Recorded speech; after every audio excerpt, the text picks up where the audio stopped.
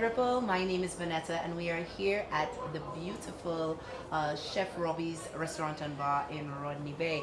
Remember to follow us on social media on Facebook and Instagram at Island Ripple and our YouTube channel, Cut TV, which has all of our interviews and some interesting programming. Be sure to subscribe. So, I am here with an amazing guest, and we're going to be talking about, different things that we can do for the community, and of course the plans for her nonprofit. So I am here with Miss Diane Felicien of the Donation Yes. Foundation. Welcome to Island Ripple. Thank you. It is always a pleasure being here, and it's a pleasure speaking with you. Yes, I've heard about it. I've seen you all on social media. You guys have been doing such amazing work.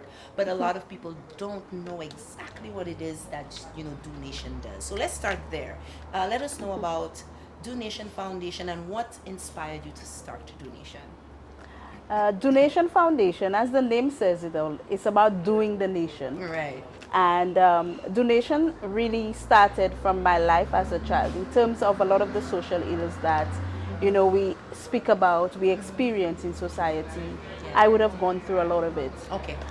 Being involved in community groups, serving in various capacities in various boards and NGOs, I realized that there was a need for digging deeper into the issues in terms of what is causing poverty, what is the reason for poverty, what is causing poverty, what is causing in terms of persons wanting to attempt a suicide, what is causing a lot of the issues, the social ills that we see happening into society. So that is where donation is coming from in terms of my background, in terms of going through a lot of the social ills, rape, attempting suicide, poverty. Yes, that is where Okay. donation is coming from. Well, that's a deep place for it to Yes. come from. So, how long has Donation Foundation been established? How many years has it been? And how has it been going for you? Donation Foundation, we actually started in 2021, sorry. 2021? Okay. Yes, so we are pretty young organization. However, what we've seen is that there is, we have a lot of people coming to us. We have seen an increase in terms of our collaborations, our partnership, in terms of members of society, members of the public wanting to be part of Donation Foundation. We have seen, upward growth for us in terms of the government now wanting us to sit around the table and being part of the discussions and the decisions that they are making when it comes to the social issues that we have Okay. in St. Lucia. Great stuff. All right. So, before we get into what you guys have planned, like very soon, can you give us? Because I remember seeing a pageant. I remember seeing a Miss Donation pageant. So I'm a pageant buff. So I was like, Right? oh, it's okay. There's and beautiful young ladies going up. So just give us a little short thing about the Donation Foundation. Was it put together for just to let people know about donation? Tell us. Okay, so Donation Foundation is actually the lead organization for Good Deeds Day in St. Lucia. Yes. And Good Deeds Day is actually an international movement with over 115 countries, with me recently being appointed as the Caribbean Good Deeds Day leader. Nice. So Congratulations. thank you. So Yeah. Good Deeds Day is actually driving the message of thinking good, speaking good, and doing good. And what we wanted to do is to encourage the young people to be part of something that is positive. And not just that, but encourage volunteerism, which we see that it is on a decline. You really don't find persons going out there and volunteer. Yeah. And one of the ways we thought about it is to do it in the form of a pageant. Okay. And the young ladies, they don't only come, and it's not about the glitz and the glam, Yeah. but it's about community development. It's about working with the less fortunate, the vulnerable persons of society. And it is about developing the young ladies into role models and mentors and leaders. Okay. And that is why we came up with the concept of the pageant. So our theme last year was leave no one behind. Okay. And that is why we choose various themes. The one before that was it takes a village to raise a child. Okay. And leave no one behind, that means everyone is part, everyone is included. The pageant is not about the way they look, their body, it's not about that, but it's about the inner soul and what they do. So yes, that is where the pageant came from, to promote volunteerism, to push the message of doing good, and to really inspire and encourage young ladies to be leaders in society.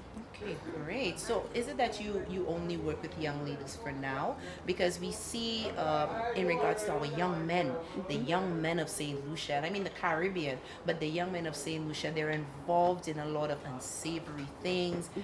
Unfortunately, a lot of our young people are, they're involved in crime and so forth. So do you have any programs right now, or will you be having programs for the young men?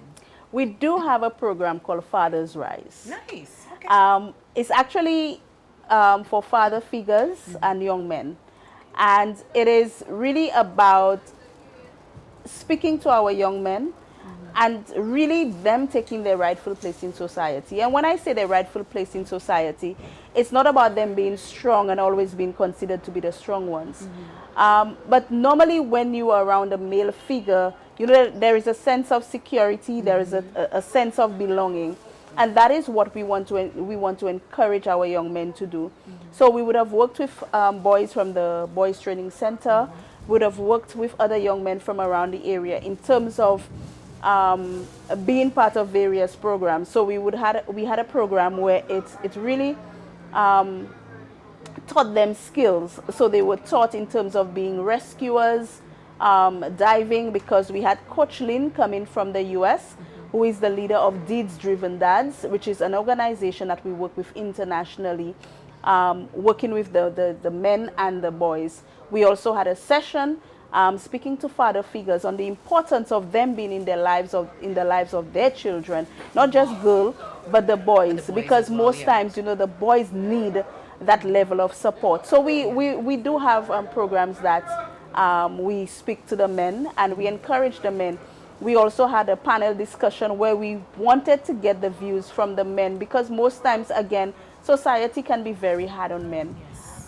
And to head from the men in terms of what they think we can do to support them when it comes to they taking on their role in society. Absolutely. Well, that's great news. Love to hear it. So it seems that Do Nation is very busy, which is good. Yes. Is good. Yes. So tell us, you have an activity coming up. Activities. So please let us know. Let us know so that our island Ripple Nation can participate and support. All right, perfect. Also on Sunday, 26 January, from 6 p.m., we are starting from Shock. We have the cleanup activity. This is the second time that we're having it. The last time we had Clean and Vibe, we had a music truck on the road. Because most times as Caribbean people, doing our chores, a little music, Oh, yeah, and definitely. we work I hard and agree we with just that. go around. Yes. We actually cleaned from Shock up to Massey, Rodney Bay, and we collected over 500 bags of garbage. Wow. That is And a lot it of- was a lot. It was a lot. Yes. So this is what we are doing on Sunday. Okay. And that's why I say activities, because we also have the SWAG project, which is the Smart, Worthy, Ambitious Girls project. It is targeting girls from the age of 9 to 17. We are working with girls in the rural communities, Ancillary, Roseau, Jacmel, Marigot, Bexon, Soufre. And it is all about empowerment. It's about taking them out from their comfort zone and making them know that where they come from does not determine where they're heading. Nice. So we have that program. We also have the Engendering Change project, which is about gender-based violence. Okay. So most times we have the public are really not educated in terms of the services that are available for persons who are going through gender-based violence. And of course, there is a new Domestic Violence Act. How educated is our public? Is the public on that? So this is what we are doing in terms of helping them and getting the messages across. We'll be having some street theaters. We'll be having some various things in terms of really getting the message out there. And we are very happy to announce that this project was actually funded by the Government of Canada. Wonderful. Yes, and through the CFLI project. And we actually, I'm not sure if you've seen it, but we have a branded bus on the Grosley route. I saw it. Yes. I saw it. Yes. Beautiful. And we have a number of things. We have the pageant, we have the Good Deeds Day walk. Yeah. We have so many things happening that I think if I have to tell you of everything that's happening, we are going to spend the end. Finish this interview. Okay, so let our island ripplers know, how can they support donation? How can we reach you? How can they support the activities coming up? Because I know there are a number of different smaller factions of groups that are similar to what you can do. And I mean, as you said, you've done a lot of collaboration. Yes. So how can, the people collaborate with you and get things, or help you to even get things going a lot more? Yes.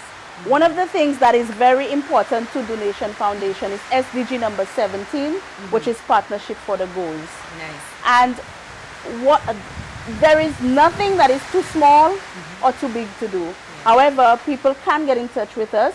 We are actually on Instagram, donation_758 on Instagram, and we are on Facebook, Donation Foundation Inc. Or via email, donationfoundationslu@gmail.com, or via telephone 727-8231. Again, it doesn't always have to be financial contribution. We have persons who are there who need clothing, who need shoes, who need different things. And it can be donated, or any items that, sometimes we go out there and we have people who need food items, or even your time. You could contribute if you have any skills that you think that could have an impact on the lives of the people of St. Lucia. We welcome it. Awesome. Yes. Diane, it's been a pleasure sitting with you. I am excited. I love, to hear, especially when you're going into the communities. I love that. So we definitely will be talking. And I know this will not be your last time here on Island Ripple. So thank you so much for joining us. Thank you for having me. All right. All right. We've come to the end of another interview. So be sure to share this interview and follow us on social media. We are Island Ripple on Facebook, as well as Island Ripple on Instagram. Do not forget to subscribe to our YouTube channel, Cut TV. So we will see you next time.